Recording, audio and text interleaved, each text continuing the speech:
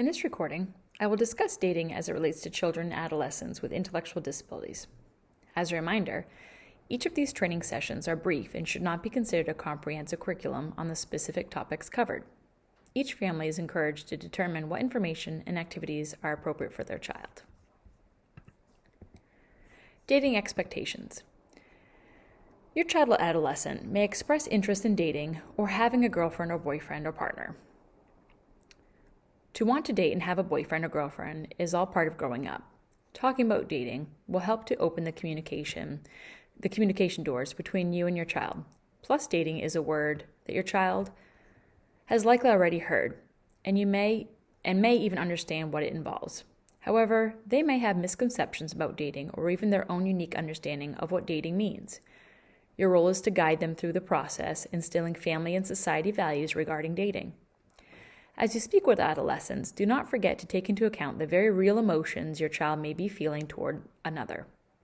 Remember, everyone needs to give and receive love. Think back on your first crush. Did you have your heart broken or swoon over the other person?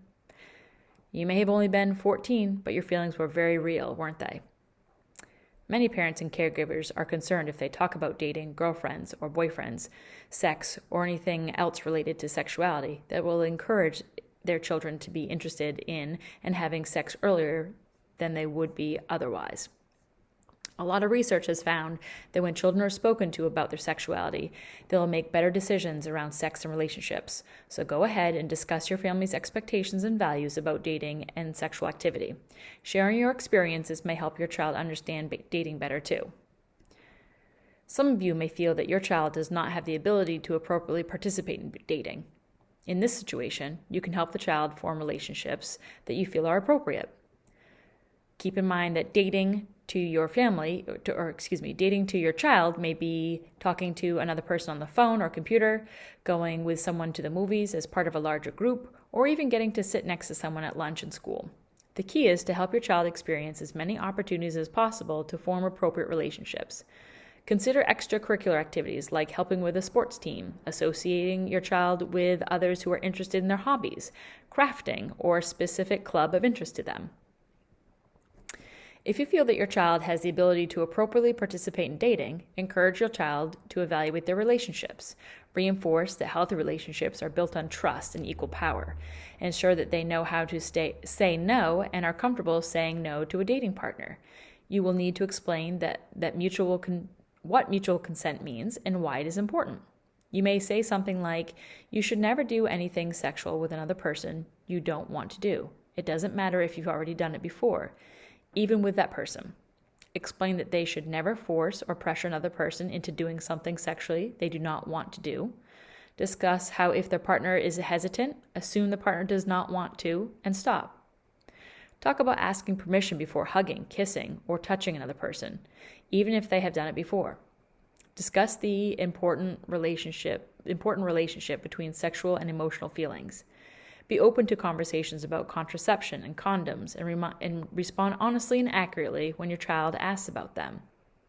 Help them understand that while they are maturing physically, they still have lots of emotional and cognitive growth ahead, and that sexual intercourse is not perhaps healthy, appropriate, or wise at this time in their lives. Dating basics. How to know if someone likes you. It is not easy to understand if someone likes you or not. In fact, it's almost impossible unless they tell you directly or you ask them. Small signs such as how close someone may sit to your child, how much a person remembers about your child, how long a person keeps a conversation going, the way they smile, get nervous, are curious, or the amount of time they spend with your child can help in understanding if someone is interested in your child or not. When someone likes you, they may subconsciously lean towards you when you are together. You can help your child understand by saying, when someone likes you, they will try to keep the conversation going by using conversation starters like, "What music do you like to listen to?" or "Where have you traveled to?" Also, if someone likes you, they will remember many details about you. They may remember things like your favorite movie, the name of your pets, and how many siblings you have. Individuals will smile at you more and make more eye contact. They may even be nervous around you too. When someone blushes, stutters, or sweats when you're in their company, it might be an emotional reaction to seeing you. If your child still is unsure if a person likes them or not, the best thing to do is suggest for your child to take the first steps and ask them. If a person is not interested in your child, they will not make eye contact or smile at them as much, and when your child gets too close, the person may feel uncomfortable and distance themselves. If they are not interested, they will not likely remember the small details about them. Many times, a person is attracted to someone who does not reciprocate. The interest. This can result in feelings of rejection, and if not dealt with proactively, can lead to injured self-esteem. This is why discussing dating with a family member is so important. Explain to your child this is okay. This will happen many times, and you will just move on to another potential dating partner. Explain they do not need to get upset if someone is not interested in them. Help them find new ways to engage with different people or to be content without a relationship. How to flirt. Share with your child some flirting tips. You can say, eye contact is the best and easiest thing you can do to start flirting. You can look deeply into a person's eyes when you talk, particularly at meaningful points in the conversation. Make sure to encourage them to break eye contact by raising your eyebrows or winking occasionally. Remind your child to smile if they are talking to someone they like. If they do not know the person they are interested in, encourage them to introduce themselves. The directions for this can be as simple as, "Hi, I'm insert name, and you are?" Your child may then want to begin a conversation. To do this, they can use a comment with a question. They could say something like, "I can't believe how much it has rained this week." It will be easier for your child to flirt when they are talking about comfortable, fun topics they are familiar with, such as their pets, reality television, or their favorite vacation spots. Additional guidance for flirting is to have your child turn their body towards the person that they are speaking to. Direct them to stand or sit so they are facing the person they are flirting with. If the person responds pleasantly, they will know to continue the conversation. If the person does not respond or seems preoccupied or disinterested, teach your child that the person is not interested in flirting with them. Encourage your child to try to limit their interactions with the objects of their flirtations. Have them take it to a special event and save it for a few times a week. Keep in mind that flirting is supposed to be fun, and try not to put too much pressure on the success of your child's flirting skills. Be prepared for your child to be crushed if their efforts are not successful. Stay positive and encourage them to try again with someone else. Not every flirtation ends in a date. Explain that flirting can be a fun way to meet people and feel more comfortable. Making decisions about sex and intimacy. If you are a parent of an adolescent who is dating or interested in dating, there will be a time when you need to make choices about talking about the physical part of a relationship. This topic can be tricky, confusing, and hard to talk about. But decisions about the physical side of relationships are up to your child, and you need to give them confidence and tools to make a decision when and if the time occurs. It is their body and their decision about what happens. They should not be pressured by others. Sexual intimacy can be a wonderful gift, but many people feel that teen years are too early, especially for individuals with an intellectual disability. Potentially emotional, physical, and health consequences are many and great at this age and developmental stage. The choices the adolescent, their family, and care providers make in this area will affect everyone for a long time, especially if the result is pregnancy, sexual infection, or abuse. This difficult conversation can start with acknowledging that abstinence is normal and healthy.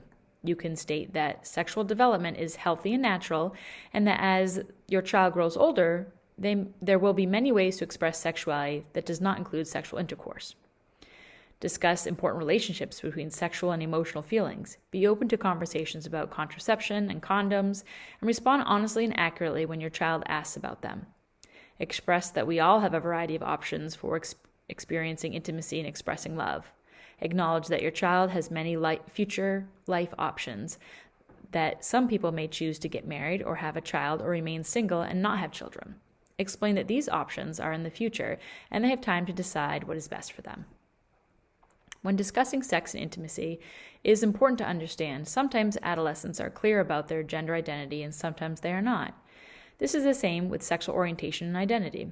It is perfectly acceptable for an adolescent if an adolescent knows their identity for sure, and fine if they come to discover this when they are older. Encourage youth to explore and have an understanding of their own sexual orientation. As you describe relationships, use inclusive language that recognizes that some youth may be gay, lesbian, bisexual, or transgender.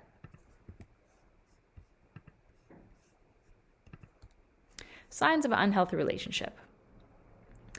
Being involved in an unhealthy relationship can take a serious toll on your adolescent's mental and physical health, social life, and education. If you notice signs that your child's relationship may be problematic, it is important to intervene right away. Be on the lookout and ask yourself about these indicators of an unhealthy relationship. Is your child's partner possessive? Has your child stopped spending time with friends and only spend times with their boyfriend or girlfriend? Is there an issue with not respecting boundaries and privacy? Does the partner call or text constantly or visit unexpectedly? Or is the partner's behavior controlling? Does the partner interrogate your child about who they have talked to and where they have been? Do they insist that your child asks permission to do something? Or is your child's partner hypersensitive? Are they easily insulted, claiming hurt feelings and placing blame on your child? Do they use criticism or say blatantly cruel, hurtful things, degrade, curse, or do they call your child ugly names? Does your child's partner control them using social media or technology? Is there other behavior that seems off to you? Investigate it with caution because your child may defend their partner and distance themselves from you even more. However, do not give up if you feel something is inappropriate.